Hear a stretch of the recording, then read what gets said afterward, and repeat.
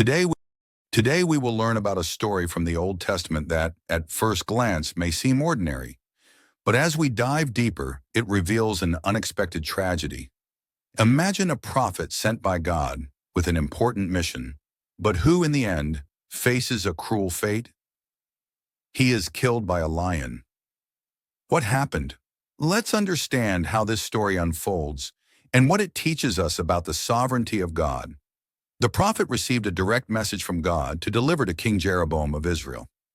He knew that his mission was crucial for the future of Israel.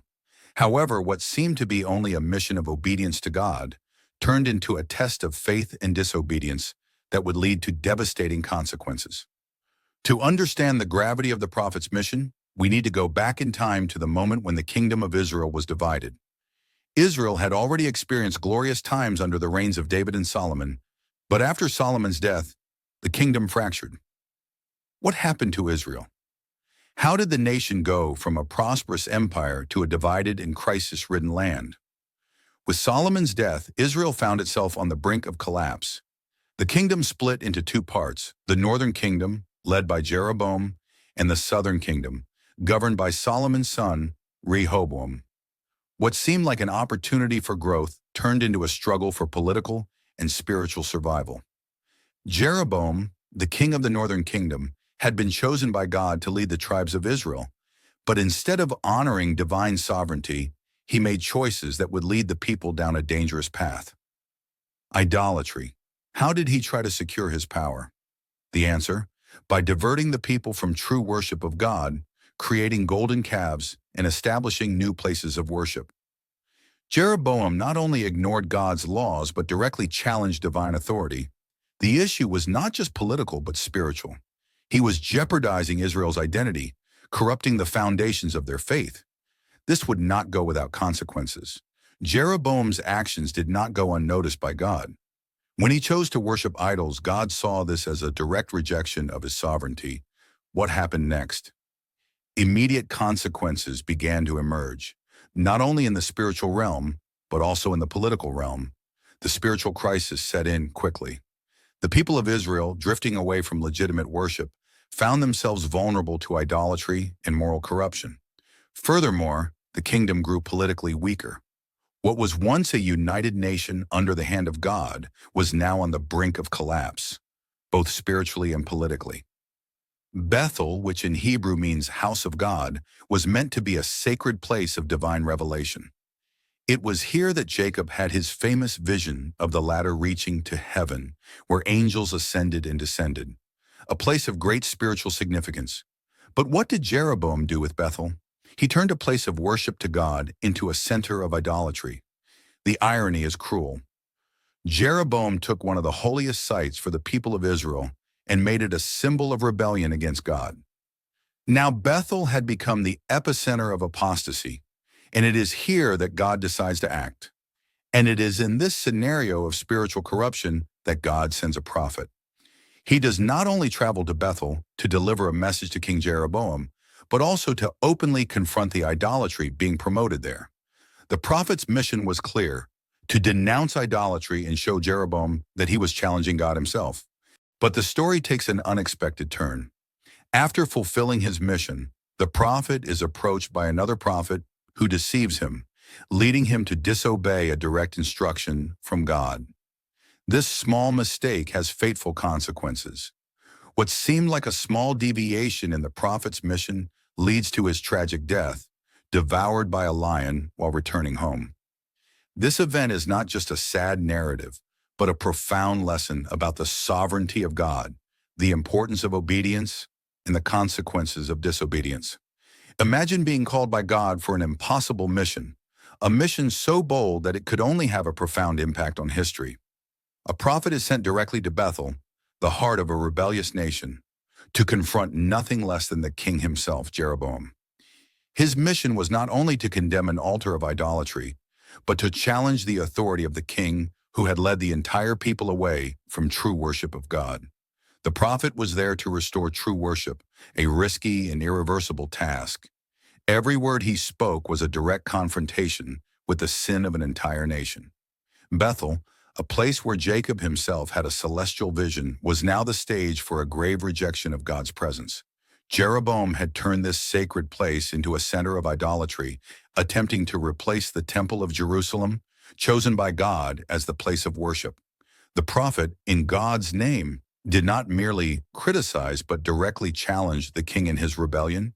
He was announcing something serious, that God's sovereignty would not be challenged without consequences.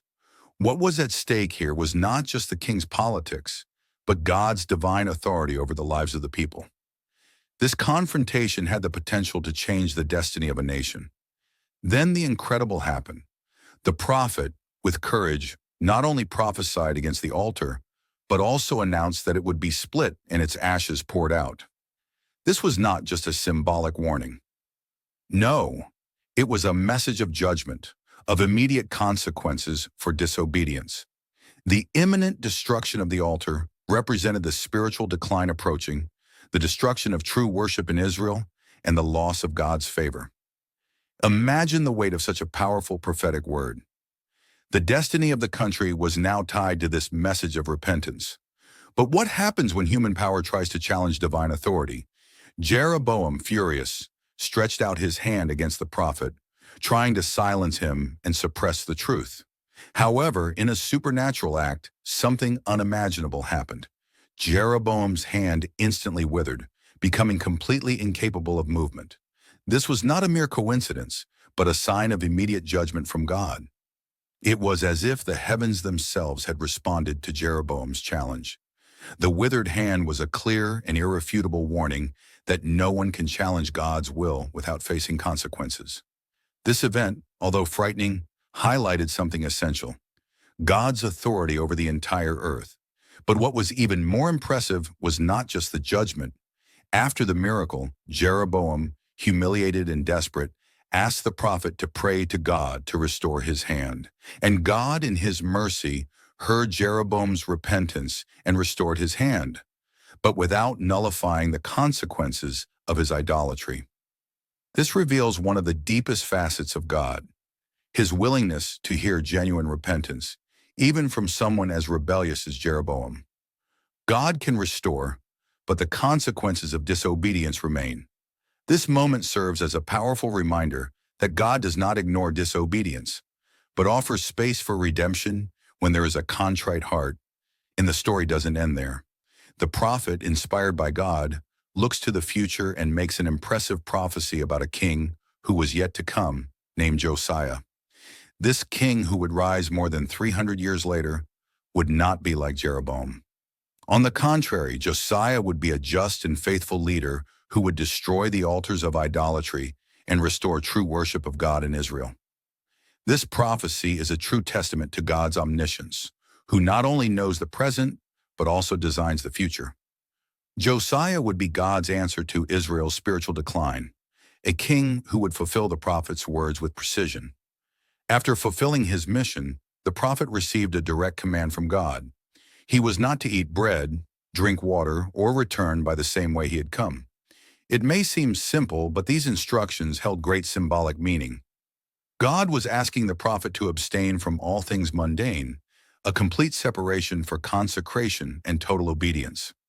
This order aimed to show the importance of not mixing with the practices of the world, and of staying true and fully dedicated to the divine purpose, without straying or compromising with human conventions. The prophet received a clear and direct divine instruction not to return by the same way. This was not merely a suggestion, but a divine command to avoid repeating past mistakes and spiritual contamination. God knew that by returning to the same place, the prophet could be negatively influenced, which would affect his mission. This highlights that, many times in our lives, God asks us to avoid certain paths and situations where we know the past could harm us. God's instruction was not just about what the prophet should do physically, but also about maintaining his spiritual integrity throughout the journey. He was to remain immune to external influences that might affect his mission. The mission required dedication and spiritual purity, being a test of faithfulness. It is a clear message that in our lives, God often calls us to maintain our spiritual purity without allowing external influences to divert us from the path he has for us. The prophet's mission required total obedience to God. The dietary prohibitions and other orders were tests to check his willingness to follow God's will unconditionally. These tests serve to demonstrate that true obedience to God goes beyond words. It reflects our willingness to dedicate ourselves to the mission he has given us. The story of the prophet teaches us that obedience to God, even in small things, is essential to maintaining our spiritual purity and fulfilling the mission he has for us. The prophet faces a critical moment where his personal decisions will have a direct impact on his mission. He was not only facing external challenges, such as fulfilling the prophecy, but also making internal decisions that could compromise the integrity of his mission. These moments are crucial because it is in the small, daily choices and actions that our faithfulness to God is tested. The spiritual life is made of moments of choice, and it is when we are most challenged internally that our true devotion to God is revealed. The prophet encounters an old prophet from Bethel, someone who seemingly shares the same faith. The old prophet, upon learning of the actions of the man of God, follows him and meets him. He claims to have received new divine instructions from an angel, contradicting the orders that the man of God had received from God. This encounter is key as it casts doubt on divine authority and the prophet's purpose. Many times in our lives, we are confronted with influences that at first glance seem to be of the same faith but lead us astray from the path God has already set for us. The old prophet invites the man of God to go to his house to eat and drink, going against divine instructions. He claims that he has received new instructions, saying that an angel of the Lord had sent him. The prophet, who had already received clear guidance from God, finds himself facing a difficult choice: to disobey God or follow the word of someone who seems to have spiritual authority. This moment reveals the temptation we all face to listen to other voices that may lead us astray from what God has already told us. Often we must discern whether we are following God's will or being influenced by others who, even with good intentions, can lead us into error. The prophet succumbs to the persuasion of the old prophet and disobeys God. He goes to the old prophet's house, eats bread, and drinks water, going against the orders that God had given him. This is a crucial point in the story. It shows that, despite being a man of faith, the prophet was vulnerable to deception. This highlights an important human aspect. Even the most faithful can be influenced by well-intentioned but misguided words. Obedience to God, therefore, requires constant vigilance to avoid straying from the right path, even when the temptation comes from people who seem to share the same faith. After disobeying God, the prophet continues his journey back to Judah, but soon encounters a tragic situation. He is attacked by a lion that, curiously, does not devour his body or his donkey, but stays by their side, as a clear sign that his disobedience had immediate divine consequences. The death of the prophet was not a mere coincidence, but a divine judgment that demonstrated the seriousness of obedience to God. This event serves as a reminder that spiritual choices have consequences, and disobedience can result in not only physical, but also spiritual harm. The lion does not devour the prophet or the donkey, but remains by their side, symbolizing God's direct judgment. This shows that disobedience to God's command is not something God ignores. The lion's action is a divine intervention, an instrument of God's judgment to show that when we disobey, we must be aware of the consequences that may be visible and public. God uses these situations to reinforce the seriousness of our relationship with Him and to show that He is a God of justice. The death of the prophet and the fact that the lion remains by the body, without devouring it, serve as a public testimony of God's justice. Anyone who passed by could witness the divine intervention happening. This event was not just a punishment for the prophet, but also a warning to everyone about the importance of obeying God. God used this situation to reaffirm His authority and to teach all observers about the seriousness of following His instructions. The story of the prophet and the old prophet teaches us that even the most faithful can be influenced by misguided voices, especially when those voices come from someone who seems to share the same faith.